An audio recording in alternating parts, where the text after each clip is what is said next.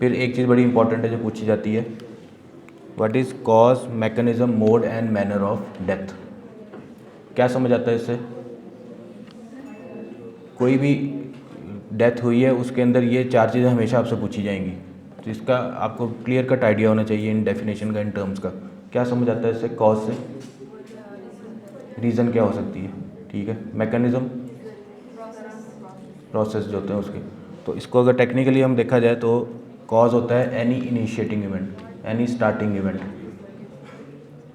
Cause is any starting event, ठीक है। उसके बाद मैकेनिज्म, उस इनिशियल इवेंट की वजह से जो प्रोसेस डेवलप होता है उसको हम कहते हैं मैकेनिज्म। फिर उस मैकेनिज्म के डेवलप होने की वजह से जो सिस्टम इफेक्ट हो रहा है वो उसका टर्मिनल इवेंट या मोड। तीन ही मोड होते हैं कॉज ऑफ डेथ। डेथ के तीन मोड्स होते हैं जो कल मैंने आपको बताया था। ट्रायंगल वाला क्या था?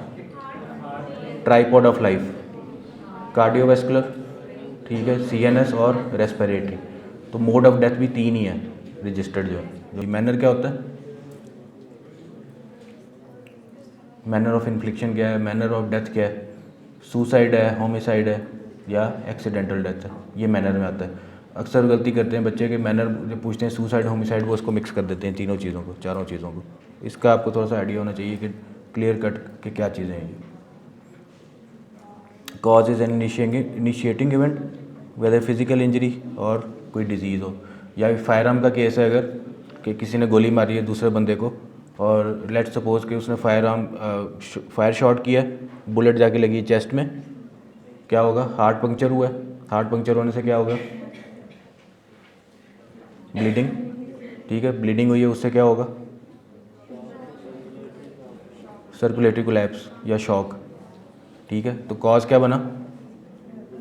बुलेट या उसकी वो जो ट्रिगर आपने किया, जो फायर शॉट किया, ये कॉज हो गया। जाके उसने हिट किया बॉडी पे, चेस्ट पे, हार्ट पे, तो उस हार्ट पे चेस्ट हिट करने की वजह से ब्लीडिंग हुई। ये मैकेनिज्म है जिसमें फिजियोलॉजिकल और बायोकेमिकल या बायोकेमिस्ट्री का डिस्टर्बेंस होता है, ठीक है।